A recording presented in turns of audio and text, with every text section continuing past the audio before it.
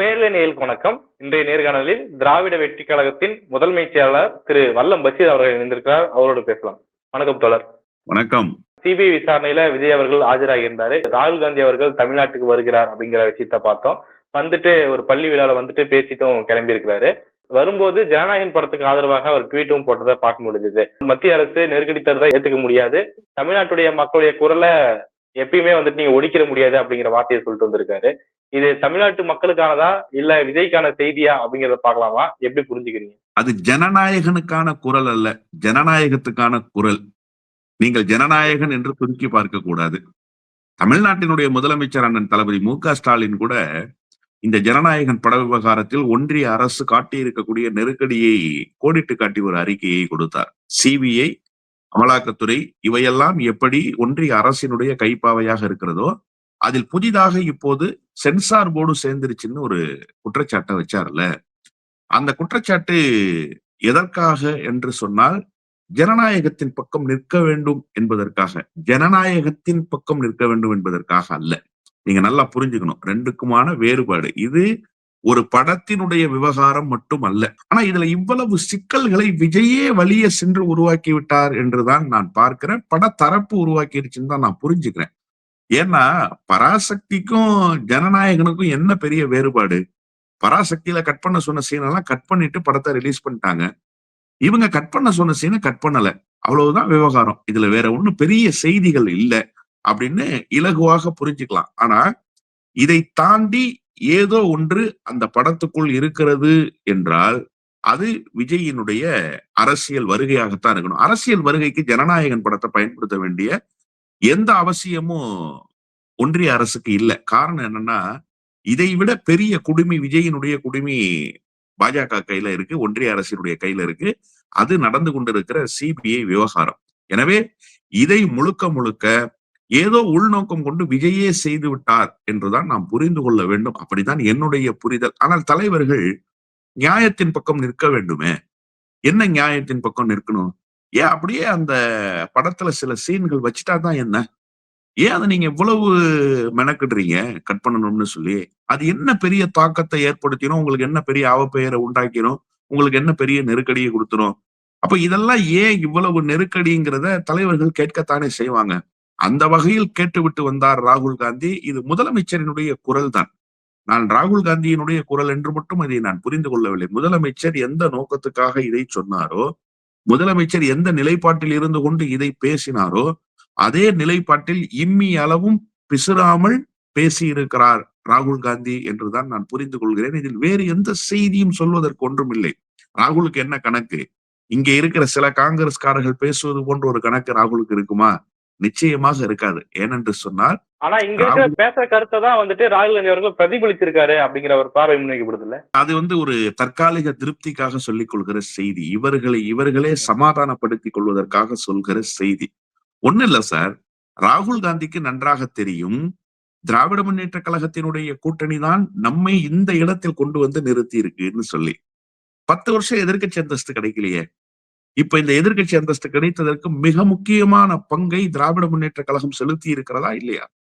திராவிட முன்னேற்ற கழகம் இல்லை என்று சொன்னால் இது சாத்தியப்பட்டிருக்குமா? நீங்க பீகார்ல வெற்றி பெறல, மேற்கு வங்கத்தில் வெற்றி பெறல, நீங்கள் ஆளுகிற மாநிலம் என்று சொல்லுகிற மாநிலங்களில் கூட இத்தகைய வெற்றியை பெறல. ஆனால் 100 விழுக்காடு வெற்றியை உங்களுக்கு தமிழ்நாட்டிலிருந்து தாரை வார்த்து தந்து, டெல்லியில் நாடாளுமன்றத்தில் எப்போதெல்லாம் ஜனநாயகம் படுகொலியில் தள்ளப்படுகிறதோ, எப்போதெல்லாம் மக்கள் விரோத செயல்கள் ஓங்கி உயர்ந்து நிற்கின்றனவோ, அப்போதெல்லாம் சண்டமாருதம் செய்கிற ஒரு பெரும் படையை தயார் செய்து இங்கிருந்து அனுப்பியவர் தமிழ்நாட்டினுடைய முதலமைச்சர். அனுப்பிய இயக்கத்துக்கு பெயர் திராவிட முன்னேற்ற கழகம். இது ராகுலுக்கு தெரியாதா? டெல்லியில யார் குரல்? மகுவா மைத்ரா ஒரு குரல் தான், வேற இருக்கா அந்த மாநிலத்தினுடைய குரல்?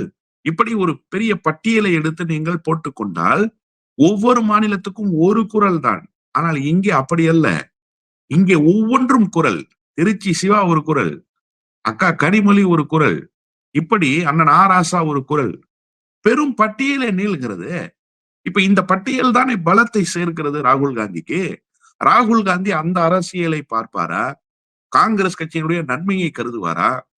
இல்ல இங்க இருக்கிற 4 புறம்போக்குகள் பேசுவதை போல ஏதோ வாய் புளித்ததோ மாங்காய் புளித்ததோ என்று பேசிவிட்டு நாங்க என்ன தப்பா பேசிட்டோம்னு நியாயப்படுத்துவாரா? ராகுல் காந்தி ஒரு பொறுப்புள்ள தலைவர். அவருக்கு இந்த ஜனநாயகத்தை பாதுகாக்க வேண்டிய பெரும் பொறுப்பு இருக்கிறது. இவை எல்லாவற்றையும் தாண்டி இன்னைக்கு கூட பள்ளி விழாவுல ரொம்ப அழகா அவர் சொன்னாரு. ரொம்ப லாவகமாக அந்த செய்தியை சொன்னாரு. என்னுடைய கான்செப்ட் ரொம்ப சிம்பிள். 20 வருட கால அரசியலுக்கு நான் வந்துட்டேன். இந்த நேரத்துல நான் நினைக்கிறது என்னன்றதை இந்த பள்ளி பிரதிபலிக்குது. எல்லாருக்கும் எல்லா உரிமையும் வழங்கப்பட வேண்டும். எந்த உரிமையும் யாருக்கும் மறுக்கப்பட்டு விடக்கூடாது இந்தியாவிலன்றதுதான் என்னுடைய நோக்கமும், என்னுடைய விஷன் அதான் சொன்னார். என்னுடைய சீரிய சிந்தனை அதுதான் சொன்னார். இப்போ இப்படிப்பட்ட ஒரு சீரிய சிந்தனையை பெற்றிருக்கக்கூடிய ஒரு தலைவர், இவ்வளவு குறுகிய மனப்பான்மையோடு இவர்கள் பேசுவதையெல்லாம் உள்வாங்கி அப்படியே பேசிடுவாரா? ராகுல் பேசுறத உள்வாங்கி தான் இந்த சில்லறைகள் பேச வேண்டுமே தவிர, இங்க இருக்கிற சில்லறைகள் பேசுவதை உள்வாங்கி ராகுல் பேச வேண்டிய இடத்தில் இல்லை. அவருடைய உயரம் என்பது வேறு, அவருடைய லட்சியம் என்பது வேறு. அவருக்கு நன்றாக தெரியும் திராவிட முன்னேற்ற கழகம் தான் இங்கே தமிழ்நாட்டில் காங்கிரஸை தூக்கி சுமக்கும். திராவிட முன்னேற்ற கழகத்தினுடைய கூட்டுதான் டெல்லியில் நமக்கு வலிமை தரும். இன்னும் சொல்கிறேன், திராவிட முன்னேற்ற கழகம் தான் தன்னை முதலில் பிரதமர் வேட்பாளர் என்று அறிவித்த இயக்கம் என்கிற உணர்வு இப்போதும் ராகுல் காந்திக்கு இருக்கிறது. ஆனா அதே சமயம் இப்போ காங்கிரஸ்குள்ள இருந்து சில கன்ஃபியூஷன் வரதாகட்டும், இந்த சமயத்துல ராகுல் காந்தியுடைய தமிழ்நாடு வருகை அப்படிங்கிறது இதுக்கான தெளிவான விளக்கத்தை கொடுக்கும் அப்படின்றது எதிர்பார்க்கறதுன்றது இயல்பா தானே இருக்கும். ஏன்னா இது வரைக்கும் தலைவர்கள் யாருமே அதை பத்தி பேச கிடையாது. இப்ப தமிழ்நாடு ராகுல் காந்தி தமிழ்நாட்டுக்கு வரும்போது அதுக்கான விளக்கம் கிடைக்கும் அப்படின்னு சொல்லி பார்க்கப்படுது இல்ல, அதுக்கான முயற்சிகள் ஏதாவது மேற்கொள்ளப்படுமா? இல்ல 2 நாளைக்கு முன்னாடி தமிழ்நாடு காங்கிரஸ் கமிட்டி தலைவர் அண்ணன் செல்வ பெருந்தகை ஒரு அறிக்கையை கொடுத்துட்டாரு. இப்ப ராகுல் காந்தி வந்து பேசுற அளவுக்கு இந்த சூழல் இருக்கா அப்படின்றத நம்ம சீர்தூக்கி பார்க்கணும்ல. அந்த அளவுக்கு ஒன்றும் பெரிய கான்ஃபிளிக்ட் இங்க இல்லையே. மொத்தம் 3 குரல் சார். அதுல ஒரு குரல் காங்கிரஸ் கட்சியினுடைய குரல் இல்ல, நான் பேரை சொல்லல. இன்னொரு குரல் ஒரு நாடாளுமன்ற உறுப்பினருடைய குரல். அவருக்கு ஏதோ உள்நோக்க கணக்குகள் இருக்கிறது. அதனால்தான் ரொம்ப ஓவர் ஸ்மார்ட்டா ரியாக்ட் பண்றோம்னு நினைச்சுக்கிட்டு காங்கிரஸ் கட்சியினுடைய சவப்பெட்டிக்கு கடைசி ஆணி அறைந்து கொண்டிருக்கிறார். அந்த வேலையை செவ்வனே செய்யறாரு அவர். நான் இதை சொல்றதுக்காக ரொம்ப வருத்தப்படுறேன். இது சொல்லக்கூடாதுன்னு தான் இருந்தேன். இருந்தாலும் அவர் பேசுகிற பேச்சுக்கள் அப்படித்தான் இருக்கிறது. அப்போ இதுக்கு போய் ராகுல் காந்தி ரியாக்ட் பண்ணி, இல்ல ராகுல் காந்தி பேசி சச்சரவுகளை சமாளித்து சரி செய்து ஒரு கூட்டணியில் நிலை பெற செய்ய வேண்டும்ங்கிற அளவுக்கு இங்க பிரச்சனை ஒன்றும் போகல. அதற்கான தேவையும் இல்லை. நான் அதனாலதான் சொன்னேன், ராகுல் காந்தியினுடைய தகுதி என்பது வேறு. இதை யாரு செய்யலாம்னு கேட்டா மல்லிகார்ஜுன கார்கே செய்யலாம். அவர்தான் காங்கிரஸ் கமிட்டியினுடைய தலைவர், அகில இந்திய காங்கிரஸ் கமிட்டிக்கு. அவர் கூப்பிட்டு அந்த எம்பியை கண்டிக்கணும். எப்படி நீங்க இந்த மாதிரி எல்லாம் பேசலாம்? இது ரொம்ப தவறு இல்லையா? இது ஒரு ஸ்மூத்தா போயிட்டு இருக்கிற அலைன்ஸ்குள்ள ஒரு தேவையற்ற பிராக்ஷனை உண்டாக்கிறது. இது வந்து தப்பு அப்படின்னு சொல்லி அவர் தான் கண்டிக்கணும். ராகுல் காந்தி கண்டிக்க வேண்டிய எந்த அவசியமும் இல்லை. இன்னொன்னு, திமுக தலைவருக்கு நல்லா தெரியும் காங்கிரசினுடைய மனநிலை என்ன என்று. காங்கிரஸ் என்ன நினைக்கிறது என்று அவருக்கு தெரியும். ராகுல் காந்தி எப்படிப்பட்ட இந்தியாவை கட்டமைக்க விரும்புகிறார் என்று அவருக்கு தெரியும். இந்த தேர்தலில் ராகுல் காந்தியினுடைய பங்களிப்பு என்னவாக இருக்க போகிறதுன்னு அவருக்கு தெரியும். எனவே அவர் எந்த சலசலப்புக்கும் ஆட்படாமல் ரொம்ப நிதானமா போறார். இந்த விவகாரத்துல கூட எந்த விதமான ஒரு வருத்தமோ அல்லது எங்காவது ஒரு இடத்தில் ஒரு சமிக்ஞையோ எங்கேயுமே காட்டலையே. அண்ணன் அயலகாணியினுடைய செயலாளர், முன்னாள் நாடாளுமன்ற உறுப்பினர் திமுக சார்பில் எம் அப்துல்லா மட்டும் ஒரு கருத்தை தெரிவிச்சார் அந்த எம்பியை கண்டிச்சு. அவர் ஒரு RSS காரர் என்று சொன்னார். அதை தாண்டி திமுக எங்கேயுமே பேசலையே. அந்த ஒரு ஸ்டேட்மெண்ட்டுக்கே வானத்துக்கும் பூமிக்கும் குதிக்கிறாரே அந்த எம்பி. அப்போ திமுக ரொம்ப டிப்ளமேட்டிக்கா இதை ஹேண்டில் பண்றாங்க. இது ஒரு பிரச்சனைன்னு திமுக கருதல. காங்கிரஸ் வேணும்னு தான் இப்பவும் நினைக்கிறாங்க. திமுக நினைத்தால் இந்த பிரச்சனையை பெருசாக்கலாம். பெருசாக்குற தார்மீக உரிமை திமுகவுக்கு இருக்கு. ஆனா திமுக அதை செய்யல. காரணம் என்னன்னா, காங்கிரஸ் கட்சியை காயடிப்பதோ அல்லது காங்கிரஸ் கட்சி பேசுகிற பேச்சுக்களை எல்லாம் சீர்தூக்கி எடை போட்டு பார்த்து அதனுடைய வெயிட்டேஜ் என்னன்னு மதிப்பிட்டு அது மீது குறைகளை சொல்வதோ திமுகவுக்கு நோக்கம் அல்ல. எனவே இந்த கூட்டணியில் எந்த சலசலப்பும் இல்லாமல் நகர்ந்து கொண்டிருக்கிறது. ராகுல் பேசுகிற, அதாவது நீங்க சொல்றது என்னன்னா, மத்தீசம் பேசி இந்த பிரச்சனையை முடிச்சு வைப்பாரா ராகுல்? இதுக்கு ஒரு முற்றுப்புள்ளி வைப்பாரா? அப்படிப்பட்ட ஒரு பிரச்சனை இங்கே இல்லவே இல்லை என்றுதான் நான் கருதுகிறேன். எனவே ராகுல் காந்தி அதை பேச வேண்டிய எந்த அவசியமும் இல்லை என்றுதான் நான் கருதுகிறேன். மறுபுறம் பார்க்கும்போது தாவேக்காவில இருந்து எந்த விதமான விளக்கமும் வரல அப்படிங்கிறத நம்ம பாக்குறோம். ஏன்னா இது பேச ஆரம்பிச்சிருந்து பிரவீன் சக்கரவர்த்தி வந்து பேசினாரு, விஜயை சந்திச்சாரு அப்படின்னு சொல்லி அரசு உரசலாக பேச்சு அடிப்பட்டது. இன்னொரு பக்கம் பார்க்கும்போது தாவேக்கா வந்து இப்போ பாஜகவுடைய நெருக்கடியில் இருக்குது. அத வந்துட்டு டீவியேட் பண்றதுக்கு தான் ராகுல் காந்தி வந்து விஜயை சப்போர்ட் பண்ற மாதிரி பேசுறாரு அப்படிங்கிற பார்வை முன்வைக்கப்படுது. டிஃபெண்ட் பண்றாரு விஜய அப்படின்னு சொல்லி பார்வை முன்வைக்கப்படுது. எப்படி பாக்குறீங்க? விஜயை காப்பாற்ற வேண்டிய கடமை ராகுலுக்கு இருக்கா? இல்ல. ஆனா ஒரு கட்சிய சிபிஐயினுடைய பெயரை சொல்லி ஒரு கட்சியினுடைய நடவடிக்கையை தங்களுக்கு சாதகமாக பயன்படுத்திக் கொள்ற போக்கு இருக்குல்ல, இது வந்து இந்திய அரசியலில் ஜனநாயகத்தை குழி தோண்டி புதைக்கிற ஒரு செயல். அது யாரு வேண்டுமானாலும் இருக்கட்டும். எக்ஸ் ஒய் இசட்டா இருக்கட்டும். இப்ப சிவசேனாவுக்கும் நமக்கு என்ன சார் கொள்கை ஒற்றுமை? நாம பேசுகிற அரசியலை அவர்கள் பேசுகிறார்களா? இல்ல. நாம பேசுகிற சம உரிமை அவர்களிடத்துல இருக்கா? இல்ல. இன்னைக்கு கூட பாருங்களேன், ராஜ் தாக்கரே வந்து நாம பேசுகிற மொழியினுடைய சம உரிமையை பேசுவது போன்ற தொனியில் பேசினாலும், அவருடைய பேச்சு வேற மாதிரியா இருக்கு. நான் செருப்பால அடிப்பேங்கிறாரு. தலையை எடுத்துருவேன்றாரு. இப்படியெல்லாம் நம்ம பேசுறோமா? இல்ல. ஆனா, சிவசேனா என்கிற கட்சியை தேர்தல் ஆணையத்தை வைத்துக் கொண்டு அவர்கள் பிளவுபடுத்த நினைக்கிறார்கள். அந்த கட்சியை முற்றிலுமாக அழித்தொழிக்க நினைக்கிறார்கள்ங்கிறப்போ, நாம என்ன செஞ்சோம்? சிவசேனா பாதுகாக்கப்படணும்னு நின்னோம். அது சிவசேனாவின் மீது இருக்கிற அக்கறையா? இல்ல. ஜனநாயகம் பாதுகாக்கப்பட வேண்டும். இங்க எந்த கட்சியும் அழிப்பதற்கு அதிகாரம் பயன்பற்றக்கூடாது. மக்களோடு நின்று அந்த கட்சிய தேர்தல் களத்துல எனக்கு அதிமுகவை பிடிக்கல, பாஜகவை பிடிக்கல, நான் பாஜகவை அழிக்கணும்னு நினைக்க கூடாது. பாஜகவை தேர்தல் களத்தில் வீழ்த்தி அவர்களுக்கு பாடம் புகட்டணும்னு நினைக்கணும். அதான் ஜனநாயகத்தினுடைய உயர்ந்த மாண்புன்னு நான் கருதணும். அதையெல்லாம் விட்டுட்டு கொல்லைப்புற வழியாக ஒரு கட்சியை நசுக்கி தன்னுடைய பாக்கெட்டுக்குள்ள எடுத்து போட்டுக்க முடியும் அப்படின்னு ஒரு கட்சி அதிகாரத்தை கையில் வைத்துக் கொண்டு கருதுனா அது அயோக்கியத்தனம் இல்லையா? அது இந்தியாவுக்கு விடுக்கப்படுகிற சவால் இல்லையா? நாம வந்து என்ன சொல்றோம்? த கிரேட் டெமோக்ராட்டிக் நேஷன் என்று பெருமைப்படுறோம் இல்லையா? அந்த டெமோக்ராட்டிக் நேஷனுக்கு ஒரு ஆபத்து வருவதை எப்படி ஏற்க முடியும்? எனவே அதை ஏற்க முடியாது.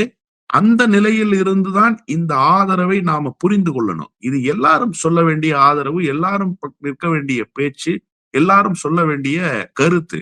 அதே நேரத்துல அதுக்காக வந்து விஜய் தான் வந்து பாஜகவை எதிர்க்கிற சர்வரோக நிவாரணியா? அதெல்லாம் ஒரு புடலங்காயும் கிடையாது. அவருக்கு இன்னைக்கு ஒரு நெருக்கடி வந்திருக்கு. நாம உனக்கு நெருக்கடி வந்துருச்சே கவலைப்படாத நாங்கெல்லாம் இருக்கோம்னு சொல்லி ஆறுதல் சொல்றோம். இந்த நெருக்கடி தீர்ந்ததற்கு பிறகு, இந்த வழக்கு முடிவுக்கு வந்ததற்கு பிறகு, நாம் என்ன செய்வோம்? விஜயை எந்த களத்தில் எதிர்க்கணுமோ அந்த களத்தில் எதிர்ப்போம். ஏன்னா விஜயும் ஒரு ஆபத்தாகத்தான் இருக்கிறார். அரசியல் புரிதல் இல்லாத ஆபத்தாக இருக்கிறார். அதையெல்லாம் விட இது ஒரு பெரிய ஆபத்தாக இருக்கு. அதனால இதையும் அதையும் கன்ஃபியூஸ் பண்ணிக்க வேண்டிய எந்த அவசியமும் இல்ல. ராகுல் காந்தியினுடைய நகர்வு சரியாகத்தான் இருக்கிறது. இந்த ஆதரவு குரலும் சரியான ஆதரவு குரல் தான். நான் ஏற்கனவே சொன்னதைப் போல இது தமிழ்நாடு முதலமைச்சரும் கொடுத்திருக்கிற ஆதரவு குரல் தான். அந்த நிலையிலேயே இது எடுத்துக்கொள்வதுதான் இந்த விவகாரத்தில் சரியானதாக இருக்கும். சிபிஐ விசாரணைக்கு விஜய் ஆஜராயிருக்கிறாரு. அவர்கிட்ட பல்வேறு கேள்விகள் முன்வைக்கப்பட்டதா சொல்றாங்க. இன்னொரு பக்கம் பாஜக நெருக்கடி இருக்குது அப்படின்னு சொல்லி பார்க்கப்படுது. இப்போ காங்கிரஸ் வந்து ஒரு ஆப்ஷனா அங்க இருக்கும்போது டிசைடிங் ஃபேக்டரா தாவேக்கா மாறுதோ அப்படிங்கிற ஒரு பார்வை எழுது. அதை எப்படி பாக்குறீங்க? ஒரு பிக்கஸ்ட் ஸ்பாய்லர்னு சொல்றாங்க. அதே சமயம் அவரு வந்து ஒரு டெசிஷன் மேக்கரா இருப்பாரு அப்படின்னு சொல்றாங்க. எப்படி பாக்குறீங்க? 100 மீட்டர் தூரத்துல ஒரு கிணறு இருக்கு. அங்க போகாதேன்னு ஒரு குழந்தைய சொல்றோம். அந்த குழந்தை என்ன பண்ணுது? யாரோ ஒருத்தருடைய வழிகாட்டுதல்ல அந்த கிணறுக்கு பக்கத்துல போகுது. நீ போயிட்டே விழுந்துருவ, விழுந்தா உன்னை காப்பாத்த முடியாதுன்னு சொல்றோம். அந்த குழந்தை யாரோ ஒருவருடைய வழிகாட்டுதல்ல அந்த கிணத்துக்குள்ள விழுந்துருது. இப்ப நீச்சல் தெரியாம தத்தளிக்குது. இப்ப அந்த குழந்தையை காப்பாற்றுவதற்கு அறிவுரை சொன்னவர்கள், அதை பார்த்து கொண்டிருந்தவர், பக்கத்தில் இருந்தவர்கள் எல்லாம் போய் பதறி அடித்து நின்றால், அந்த குழந்தை ஒரு அட்டென்ஷன் சீக்கிங்குள்ள வந்துரும் இல்லையா? எல்லாருடைய கவனமும் அந்த குழந்தையை நோக்கி இருக்கும். அந்த குழந்தையை காப்பாற்றி விட்டா, அது உயிர் பிழைச்சுக்குமே. அதுக்கப்புறம் அது வாழ்க்கைய அது பார்த்துக்கட்டுமே அப்படின்னு நினைக்கிறது ஒரு மனிதநேய, மனிதாபிமான பண்பு. அதுக்காக அந்த குழந்தை நினைச்சிடக்கூடாது. நான் தான் டிசைடிங் ஃபேக்டர் இங்க. எல்லாரும் என்ன காப்பாத்துறதுலயே கவனமா இருக்காங்கன்னு. சார், சிபிஐக்கு போகாதீங்க. உங்களுக்கு நெருக்கடி வந்தோம். புதுசா கட்சி தொடங்கி இருக்கீங்க. டெல்லி உங்கள ஒரே நாள்ல ஓவர் ஃபோன் கால்ல கூப்பிட்டு சிட்டிங்ல உட்கார வச்சுருவாங்க. ஆலமரம் போன்ற இயக்கத்தை வழிநடத்தி அதிமுக என்கிற சாம்ராஜ்யத்தை கட்டமைத்த ஜெயலலிதா மறைவுக்கு பிறகு எடப்பாடி பழனிசாமியவே முட்டி போட வச்சுட்டாங்க. அந்த கட்சியினுடைய பொதுச் செயலாளர் என்கிற மகத்தான பொறுப்பில் இருந்தவர், தமிழ்நாட்டினுடைய எதிர்க்கட்சி தலைவர், ஒரே ஒரு போன் கால் போட்ட உடனே சக சட்டமன்ற உறுப்பினர்கள்கிட்ட கூட சொல்லாம திருட்டுத்தனமா டெல்லிக்கு போறாரு. பத்திரிகையாளர்கள் சந்தித்து கேட்கிறாங்க, நான் அலுவலகத்தை பார்க்க வந்தேன்னு பொய் சொல்லிட்டு கர்ச்சிப்ப முகத்துல மூடிக்கிட்டு குற்றவாளி மாதிரி கடந்து போறாரு. அவருக்கே இந்த நிலைமைன்னா உன் நிலைமையை யோசிச்சு பாருன்னு சொல்றோம். இல்ல ஆதவ் அர்ஜுன் விட்டாரு, சிபிஐ விசாரணை ஒன்றுதான் இதற்கு தீர்வுன்னு டெல்லியில போய் உட்கார்ந்து சிபிஐ விசாரணைக்கு உத்தரவு வாங்கிட்டு வந்தீங்க. சிபிஐ விசாரணையுடைய துவக்கமே உங்களுக்கு நெருக்கடி வந்துருச்சே. இப்ப சிபிஐ விசாரணை எந்த முறையில் போகுது? சென்னையில கேம்ப் ஆபீஸ் போடணும் இல்லையா? சிபிஐ அதிகாரிகள் வந்து அப்படி போட்டு முதற்கட்ட விசாரணையை நடத்தணும். அதுக்கப்புறம் எஃப்ஐஆர், அப்புறம் சார்ஜ் ஷீட். இந்த ப்ரொசீஜர்ஸ் எல்லாம் கரெக்டா நடந்துதானே விஜய்க்கு தெரியல. முதல்ல என்ன பண்ணுவாங்க? மதுரை அப்படின்னா மதுரை பாயிண்ட்ல ஒரு கேம்ப் ஆபீஸ் போட்டு சிபிஐ ஆபீசர்ஸ் ஃபர்ஸ்ட் கட்டமா அங்க விசாரிப்பாங்க. நேற்றைக்கு தான் செய்தியே வருது, பேருந்தை எல்லாம் வந்து ஆய்வு பண்ணிட்டு போயிட்டாங்க அப்படின்னு சொல்லி. அப்ப பேருந்தை ஆய்வு பண்ண செய்தி இதற்கு முன்பு வரலையே, இதற்கு முன்பு கிடைக்க பெறலையே, ஏன்? இதை யாரிடமிருந்து யார் மறைத்தார்கள்? அப்ப எல்லாமும் ஒரு திரைமறைவுக்குள்ளேயே நடந்துகிட்டு இருக்கு. உங்களுக்கு புரியுதா? அந்த சர்க்கிளுக்குள்ளேயே நடக்குது அது. அந்த சர்க்கிளுக்குள்ள விஜயை கொண்டு போய் சிக்க வைக்கிறாங்க அப்படிங்கிறது தான் இப்ப இருக்கக்கூடிய செய்தி. இதில் விஜய் சிக்கிக்குவாருன்னு நாம ஏற்கனவே சொன்னோம். விஜய் சிக்குண்டால் அவரால் மீண்டு வர முடியாதுன்னு ஏற்கனவே சொன்னோம். இதை வைத்து பாஜக அவரை மிரட்டும்னு ஏற்கனவே சொன்னோம். எல்லாமே இப்ப வரிசையா நடந்துகிட்டு இருக்கு. அதுக்காக விஜய் நினைச்சுக்க கூடாது தான் ஒரு டிசைடிங் ஃபேக்டர்னு சொல்லி. அவர் தன்னையே காப்பாற்றிக் கொள்ள முடியாத நிலையில் இருக்கிறார். பரிதாபத்துக்குரிய நிலையில் இருக்கிறார். எனவே பாவம் உயிர் பிழைத்துக் கொள்ளட்டும். அவருடைய அரசியல் கட்சியை பத்திரமாக பாதுகாத்து அவர் நடத்துவதற்கான வாய்ப்பை அவருக்கு உருவாக்கி கொடுப்போம்னு ஜனநாயக அடிப்படையில நினைக்குது அமைப்புகள், நினைக்கிறார்கள் தலைவர்கள். அவ்வளவுதானே. இது எப்படி அவர்தான் டிசைடிங் ஃபேக்டர்? அது களத்துல நீங்க முதல்ல உயிர் பிழைச்சு வாங்க. உங்களுக்கு மூச்சு விடுகிற திராணி வரட்டும். அப்புறம் ஊறணும். அப்புறம் எழுந்து நடக்கணும். அப்புறம் நடை பயில்வதற்குன்னு சில கிளாஸஸ் இருக்கு. இதெல்லாம் நடக்கிறதுக்குள்ள நீங்க வளருவதற்குள்ள தமிழ்நாட்டுக்கு தேர்தல் தேதி அறிவிக்கப்பட்டாகிவிடும். தமிழ்நாட்டுக்கு தேர்தல் வந்துடும். அதன் பிறகு நீங்க யாருங்கிறத தமிழ்நாட்டு மக்கள் முடிவு செய்யட்டும். விஜய் வந்து இப்ப அட்டென்ஷன் சீக்கிங்ல இருக்கிறது இந்த கேஸ்ல சிக்கி இருக்கிறதுனால. அதனாலதான் நான் அந்த கிணற்று கதையை சொன்னேன். எனவே விஜயை சுற்றிதான் அரசியல் இருக்கிறது. இப்ப விஜயை காப்பாத்திட்டா திமுகவுக்கு விஜயோட ஓட்டு கிடைச்சிருமா? விஜய் திமுக மீது வச்ச விமர்சனங்கள் மறைந்துருமா? அந்த புரிதல் கூடவா இல்லாம திமுக இருக்கும்? அந்த புரிதல் கூடவா இல்லாம ராகுல் காந்தி இருப்பாரு? அதெல்லாம் ஒண்ணும் இல்ல சார். நான் மீண்டும் மீண்டும் சொல்கிறேன்.